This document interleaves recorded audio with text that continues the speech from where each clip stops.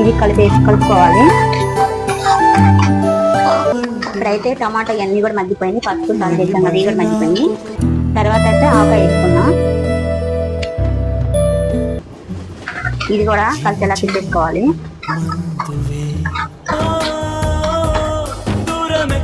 బయట ఆవకాయ కూడా శుభ్రంగా కలిసిపోయింది. చూడండి కలర్గా భలే ఉంది వేస్తుంటేనే. కొంచెం ఇంగువ కూడా వేసుకోవచ్చు. నేనైతే ఇంగువ వేయట్లేదు, ఇంగువ కూడా వేసుకోవచ్చు. మనం వేడిగా అన్నం అయితే పప్పు తీసుకున్నాను, అన్నమే చేసేస్తున్నా. ఇప్పుడు ఇదంతా కూడా కలిసేలాగా తిప్పేసుకోవాలి. ఇప్పుడైతే ఇది మగ్గిపోయింది. స్టవ్ అయితే ఆఫ్ చేస్తున్నా.